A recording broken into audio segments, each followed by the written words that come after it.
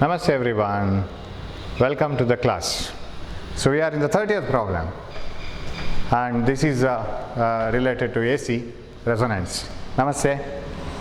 A series resonant LCR circuit has a quality factor 0.4. Quality factor has two formulas: resonant frequency divided by bandwidth and 2 delta W. We usually call it as 2 delta W. And it is also is equal to XL by R. At resonance, remember, XC by R. It is not general XL, any inductive reactance. It is inductive reactance at resonance. So if you change this formula, XL is equal to 2 pi nu naught L, right? Then if I write quality factor as 2 pi nu naught L by R, 2 pi L by R into, I'll write nu naught, 1 by 2 pi root LC. What I'll get? 2 pi gets cancelled. Quality factor Q is equal to L by R. Of course, I can write this as root of L square by R into 1 by root LC. That is equal to 1 by R into root of L square by LC. 1 L gets cancelled. 1 by R root of L by C. You can remember this formula. Quality factor is 0.4 given and a bandwidth of 1.3. That is not needed actually. If R is equal to 2 kilo ohm, 2 into 10 to the power 3 ohm, root of L self-inductance to be found out by C capacitance 0.1 microfarad. Okay. Now square this. Okay, you bring this here and square this. That implies 0.8 into 10 to the power 3.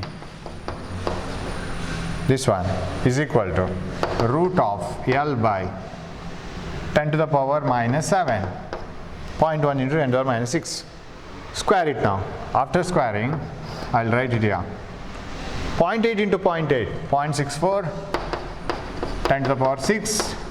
10 to the power 3 whole square is equal to L by 10 to the power minus 7. Bring it here. I think you have to change the answer here a little bit. There is a correction here, grace mark, right. 10 to the minus 7 into 6 minus 1, it is 0.064 Henry is equal to L. This should be backed up by a one more 0, 0.064 Henry. That's what you have to change. Right, that is self-inductance. You can remember this formula always. 1 by R into root by L by C is also quality factor. 31. In a step-up transformer, the turns ratio is 1:2. Okay.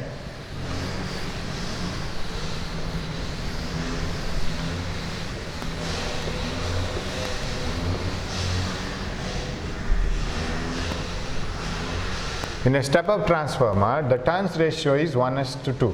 It is a step-up transformer. That means number of turns in the secondary is more. N2 by N1. Turns ratio is 2. Yeah.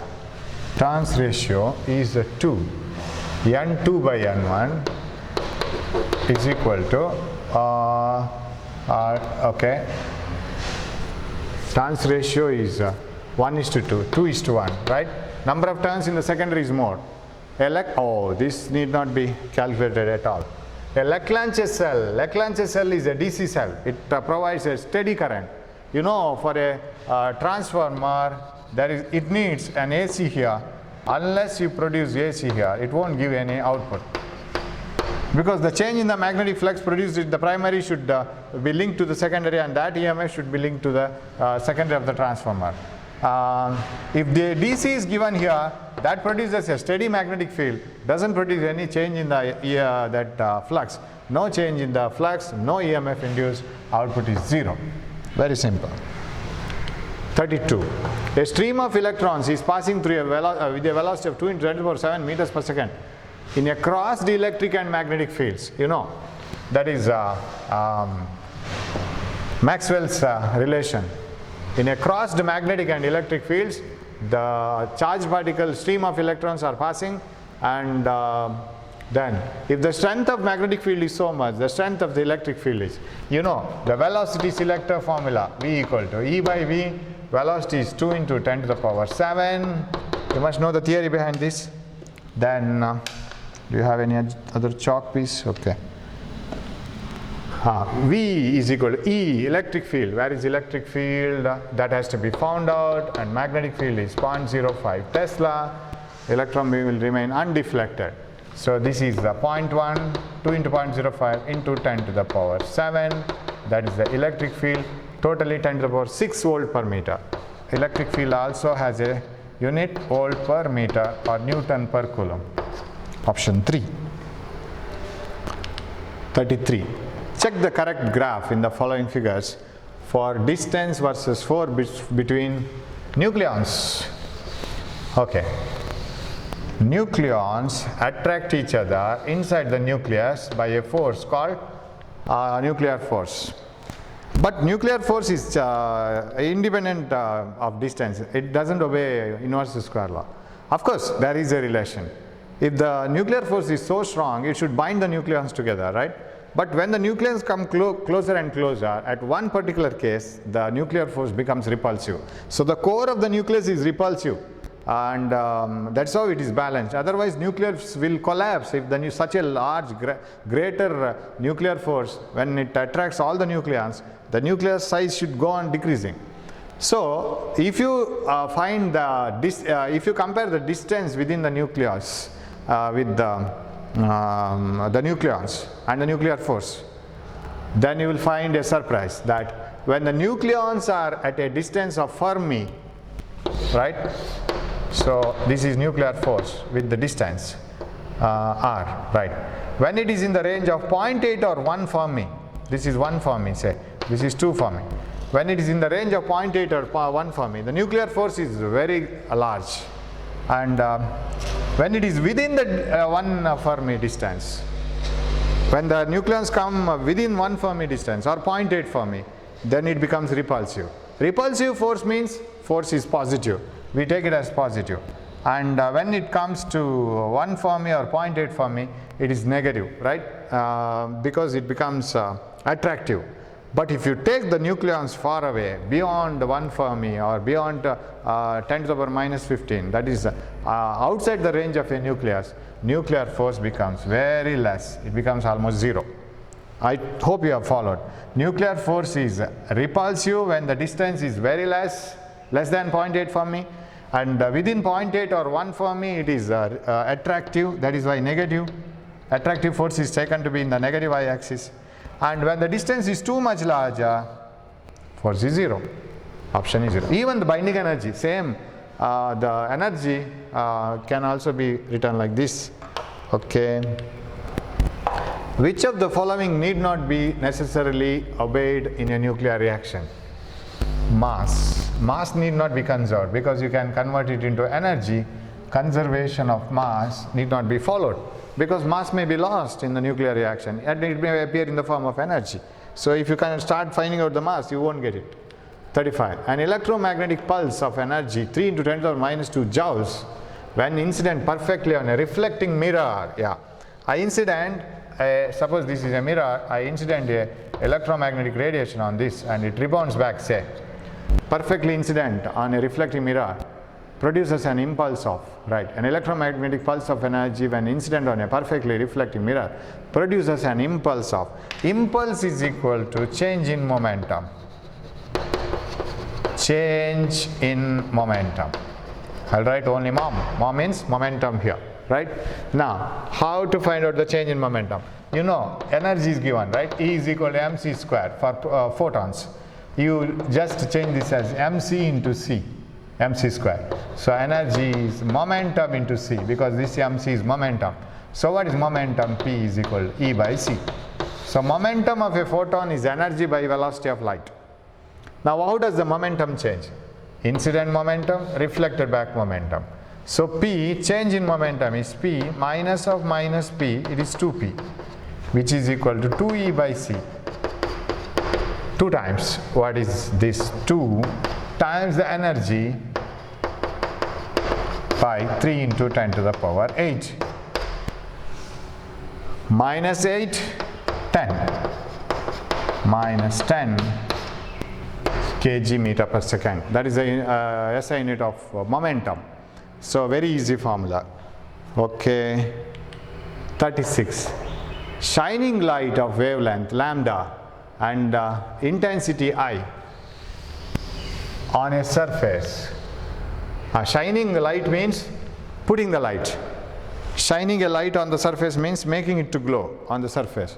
Shining a light of wavelength lambda and intensity I on the surface, yes, produces photoelectrons at a rate of R. So number of electrons emitted per second is R. Rate of electrons R, and kinetic energy, maximum kinetic energy E. Consider the following statements of for the effect of changing one parameter at a time.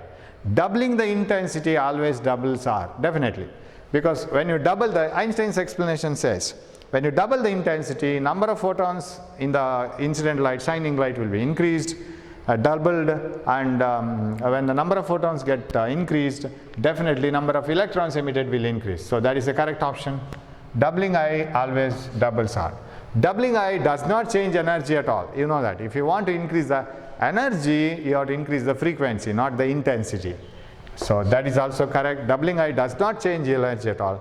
Making lambda half always makes E more than twofold. Yes. E is equal to hc by lambda, right? If you make lambda half, energy gets doubled. Kinetic energy gets more than twofold. It becomes more than twofold, because kinetic energy is equal to the incident energy h nu or hc by lambda minus work function, right? So when you make this double minus work function, that kinetic energy will be more than the double value. For example, I can take you some numerical values and I can prove that. Suppose and the incident energy is 8 electron volt and the work function is 2 electron volt, then what is this one? This is 6 electron volt, right? Kinetic energy is 6 electron volt when incident energy is 8 and work function is 2 electron volt. Now you double this, making lambda half, then energy gets doubled, 16. But this remains the same because work function is a constant. What is this now? 16 minus 2, it is 14. Isn't it more than double? Kinetic energy is more than twofold. Yes, making lambda half makes energy, kinetic energy, more than twofold. So all are correct, right?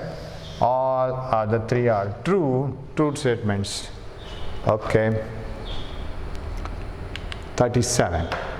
As the electron in the Bohr's orbit of hydrogen atom passes from n equal to 2 state to n equal to 1, the kinetic energy K and potential energy U changes as. Now you remember the total energy, kinetic energy, potential energy, everything contains R square in the denominator. Epsilon naught n square h square divided by pi m z e square, right? No, minus z square e to the power 4m divided by 8 epsilon naught square n square h square. Total energy minus z square e to the power 4m 8 epsilon naught square n square h square, and this comes from the equation by substituting r square in the denominator. So it is in as the electron in the Bohr orbit. Yes. Okay, 1 minute. I'll write the formula. Kinetic energy or potential energy. For example, mv squared by r, that is the centripetal force, that is given by 1 by 4 pi epsilon naught q1 q2 divided by r square, right? So 1 r gets cancelled. What is half mv square? Kinetic energy, for example. Kinetic energy is half, so here I can write E square divided by, this is Z, Z square divided by, this one is, it should be half mE square, right? Half, you have to multiply by half here and here, 8 pi epsilon naught r. So kinetic energy is inversely proportional to r. Yes. But, I am talking about r, but I will talk about n square. Yes. I was thinking about radius, but you are changing n, sorry. N is changed from 2 to 1, yes. When the energy is inverse, this is not needed. Energy is inversely proportional to square of the quantum number. As n is made doubled, that means either going from 2 to 1 or 1 to 2. This should change by 4-fold, right? Either increase 4 times or decrease to 1 by 4 times. So all the energy equations contain n square in the denominator. whether it is potential, kinetic, total, whatever it is. So both fourfold, kinetic energy as well as potential energy, either will increase fourfold or decrease by 4. A sample of radioactive element has a mass of 10 gram, and at an instant t is equal to 0, the approximate mass of the element in the sample is after 2 mean lives. Yes. A sample of radioactive element has a mass of 10 gram at an instant t is equal to 0. So when t is 0, I have 10 grams of the element in my hands.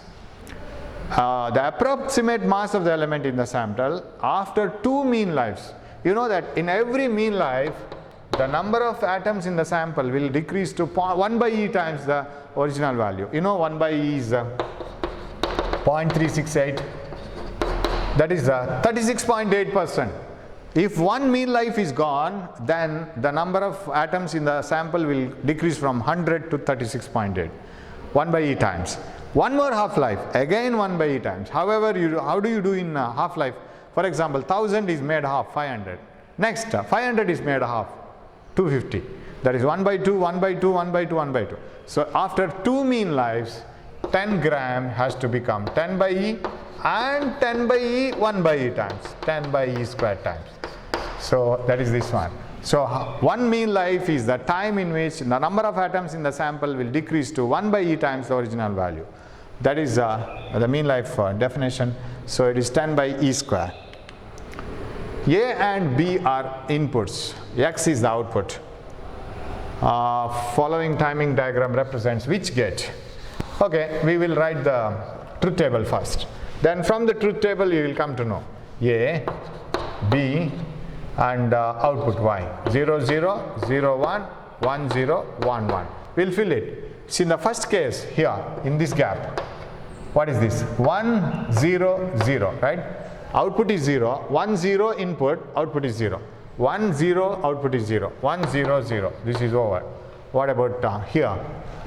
This. Here this is 1, 1, 1. All the three are 1.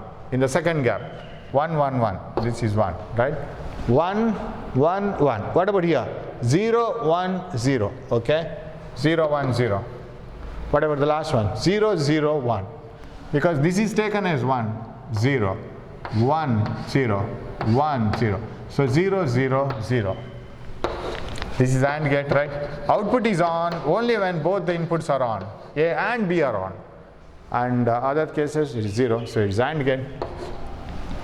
Very simple. In the depletion region of an unbiased PN junction, diode, there are, in the depletion region, actually depletion region is formed when the electrons from the N region move to the P region, and holes from the P region move to the N region. They get trapped because of these holes and electrons.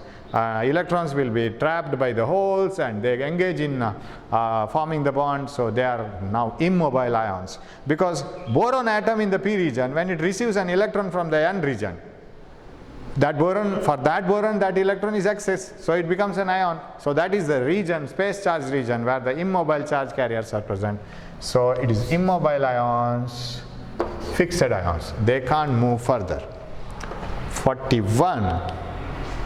Following diagram represents logic function, which is that A dot B bar, and this is A dot B bar bar, A dot B. So what is the answer? A dot B bar, A dot B bar bar, A dot B. It is AND gate. Everyone will be knowing this one. In a full wave rectifier circuit, it is operating from 50 Hz mains. Then fundamental frequency in ripples will be, in a full wave rectifier circuit is, if a full wave rectifier circuit is operating from 50 Hz mains, if this is 50 Hz, then what is the output? For each half cycle we get the positive cycles. And this is, you see, one repetition. Here 2 times that repetition. So if this is 50 Hz, then this is 100 Hz. Whereas this is full wave rectifier. For a half wave rectifier, we have 1 cycle only, and then rest, again 1 cycle, rest. So this is 50 Hz only. So if the input to a half wave rectifier is 50 Hz, output is also 50 Hz. If the input to a full wave rectifier is 50 Hz, then it is 2F. 100 Hz, this one. Because we get ripples, 2 ripples in one cycle. Same type of ripples, twice repeated, 100 Hz. 43. Which diode is reverse biased? P side should be at higher potential, N side should be at lower potential if your diode has to be forward biased. Otherwise it is reverse biased. P side at higher, N side at lower if it is forward biased. If it is reverse biased, P side should be at lower, N side should be at higher. 15 should is greater than 10, forward biased. -5 is greater than -10, forward biased. -10 is greater than 0, lesser than 0, lower, higher, reverse biased. -10 is lower than 0. Grounding means putting it 0 volt. What about this one? 10 is greater than -5, higher, lower, forward biased. So only C is reverse biased. Hope you have followed. -5 is greater than -10, so it is forward biased. Okay, option 3. 44. The side of a cube is 2.5 meter. The volume of the cube to the significant figures is. Side of the cube is 2.5 meters. Okay. If it is volume is, so one side is L is 2.5 meters. So when you multiply it, L into L into L, 2.5, 6.25 into 2.5, this is 6.25. 5 5s are 25, 12, 1, 30, 31, 10, 5, 12. 1, 5, 6, 2, 5, and you should have it is 2, 2, 2, 16, 15.625. 15.625 is the volume, but 2.5, 2.5, 2.5. When you multiply 3 numbers with the least significant figure 1 in everything here, it's common. When you multiply many numbers, find out the number which has got least significant figure. It is 1. Number of significant figures 2, sorry. I'll assign the same significant figures to the answer. When you multiply numbers, and the answer should have the significant figures which is equal to the least significant figures among the multiplied numbers. So it is least significant figure is 2. If you want to just approximate this to 2, it is 16. 15.6 is almost 16. Answer is 16. That is the least significant figure. 45. A milliammeter of range 10 milliampere has a resistance of 1 ohm. Okay. A milliammeter of range, that is a milliammeter. So I call this as milliammeter of range 10 milliampere. So it can tolerate a current up to 10 milliampere, has a resistance of 1 ohm, because somebody might have connected some parallel resistance across it. The resistance that has to be connected in series with it to convert it into a voltmeter of range 10 volt. I want to convert that ammeter itself into a voltmeter. Take that ammeter itself as a galvanometer, no problem. Now convert this into a voltmeter by connecting a high resistance in series. It can tolerate up to 10 milliamperes. Now this 10 volt must be equal to Ig 10 milliampere into 1 ohm plus the same 10 milliampere into R. This 10, or you can apply the formula R is equal to V by Ig minus Rg. Same. 10 is equal to, what is this? This is 10 to the power minus 2, that means 0.01 plus 10 into 10 to the power minus 3, 10 to the power minus 2R. Subtract this one, it becomes 10 minus 0.01 is 9.99. Correct? Is equal to 10 to the power minus 2R. I have brought this here. Then 9.99 by 10 to the power minus 2 is equal to R. R comes to into 100. 999 ohm. This is the thing. So that is the last one. So with these questions I have given, and if you want I will give you one more set of questions, but I don't get time to discuss it. I wish you all the best for the NEET examinations, right? Do well, and it is not the thing that how much you know and how many questions you have answered, how many right answers you have marked, right? Don't be under the impression that I was not able to, I'm very sad because I was not able to answer all the questions in the problem, in the question paper. Don't be under such an impression. Whatever you have answered should be proper because you have negative marks. So answer proper questions and answer them properly and try to maintain some marks, right, above 450 or 500 or so. And don't be depressed or don't be under pressure. Be cool, go to the exam, write whatever you know. So don't think of anything else that I don't know the answer for this question, very first question I don't know the answer, something like that. Because you have plenty of questions waiting for you in physics, chemistry and biology. And usually students start from biology, I know that, because cover the maximum easy questions in the first half of the time itself. Then tough questions in the second round. If there is a tough question or which takes a lot of time for solution, leave it and go to the easy questions. Because whenever you answer easy questions in less time, you are covering more marks. That's what you have to do. So that's what I told. And trying to score full marks is not a way of solving entrance exam question. Trying to get more marks as much as possible. That's the way. So you have to make your position better and better and better. Go nearer and nearer to the highest marks. And so because you have a time limit and you have some tough questions in between and your preparation will be of certain limitations, you can't read everything and you can't prepare for everything. So such limitations each and every student will have. So you need not worry. But all these restrictions, perform better. Perform up to your potential. Sometimes what happens is you will prepare very well, but when you go to the exam, you will lose everything and you will not have any experience and you can't handle the situation. So for that you will lose the control and you can't do up to potential itself. So if you want to try to do up to your potential, then be cool and proceed. All the best. All the best for the examination, and don't be under pressure because we have and God has given each and everybody some or other way of living in this world. So you need not worry. You will have some certain target and you will get your dreams come true, right? So no problem. All the best. Thank you. We will meet if you get an opportunity again. Thank you.